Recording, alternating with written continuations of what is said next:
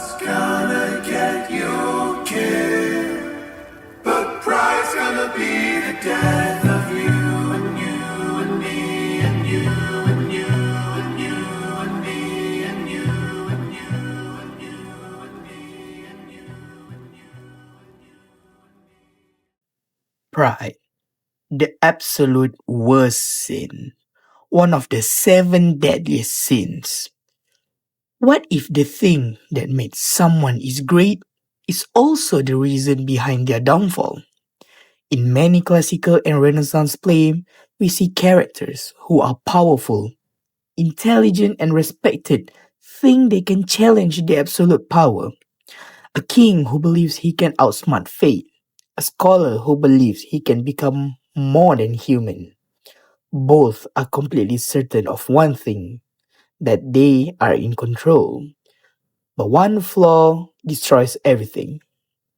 Pride. In this video, we will explore the destructive consequences of hubris in famous tragedy, specifically Oedipus Rex by Sophocles and Dr. Faustus by Christopher Marlowe. According to Merriam-Webster, hubris basically means exaggerated pride or self-confidence, or to put it in the simple term, arrogance. In the ancient Greek, hubris is a dangerous character flaw capable of provoking the wrath of the gods. In classical Greek tragedy, hubris was often a fatal shortcoming that brought about the fall of the tragic hero. Typically, overconfidence led the hero to attempt to overstep the boundaries of human limitations and assume a godlike status. In response, the god inevitably humbled the offender with a sharp reminder of human mortality. This kind of pride is dangerous. It blinds people. It makes them ignore warning, and most importantly, it pushes them towards decisions they cannot undo. Both Oedipus and Faustus are not evil, but their pride lead them into their own downfall and destruction. In relation to hubris, one of the most infamous classical tragedy that has this element is Oedipus Rex by Sophocles. To summarize, it begins when Thebes, a kingdom where Oedipus situated in, was struck with a plague. Oedipus vows to find the murderer of King Laius, as instructed by the oracle of Apollo. Without him knowing, he himself is the murderer.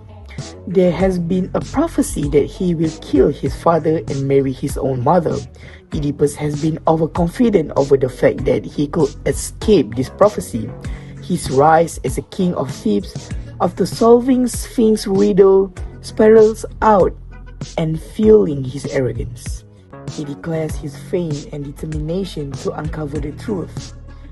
As he goes around looking and searching for the truth of the criminal, he meets and consults with Creon, Tiresias, and the shepherds, while his wife, Jocasta, tries and urges him to stop. His hubris blinds him from reality of actions, lead him to curse the murderers of Laius, not realizing that he is condemning himself.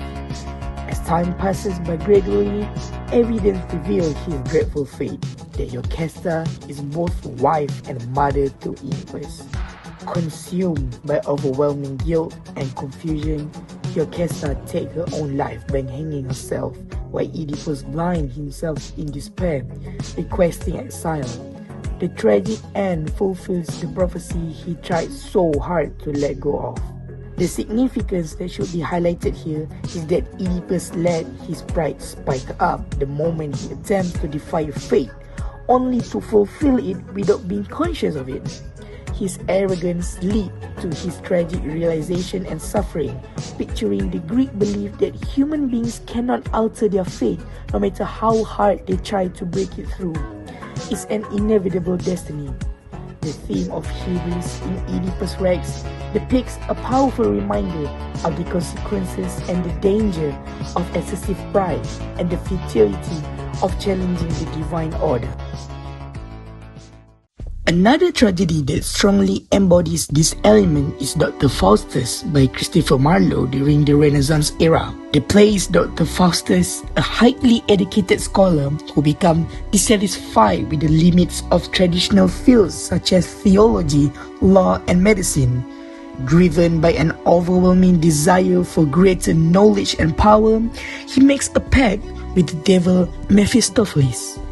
In exchange for his soul, he is granted 24 years of magical abilities and worldly pleasure. In the beginning, Faustus is confident that he can control the power he gained and even outwit damnation. His pride grows as he performs supernatural feats and gains fame.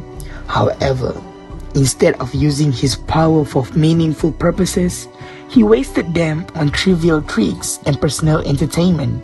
Throughout the play, he is repeatedly warned about the consequences of his action, both by good and evil forces. Yet his arrogance prevents him from truly repenting.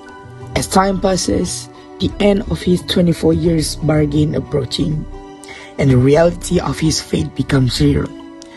Faustus realized too late that he has traded his soul for temporary power and empty satisfaction. In the final moment, Faustus is dragged away to his damnation, fulfilling the consequences of his own choices. The significance that should be highlighted here is that Faustus allowed his pride to dominate his judgment. His hubris lies in believing that he can suppress human limits and challenge divine authority without consequences. The theme of hubris in Dr. Faustus serves as a warning about the danger of pursuing power without moral restraint that can lead to a self-destruction. This idea of hubris is not just something from ancient or Renaissance play. We can still see it today in modern stories, especially in films. A good example for this is Tony Stark. Tony Stark is a genius. He builds advanced technology, saves lives, and becomes a hero. But like Oedipus and Faustus, his biggest strength is also his weakness. He believed that his intelligence allowed him to control everything. In Avengers Age of Ultron, Stark creates an artificial intelligence called Ultron. His goal is simple: to protect the world from future threats. This is where his hubris becomes clear. It is not just confidence, it is belief that he alone can prevent disaster and that his intelligence is enough to manage something beyond human limits.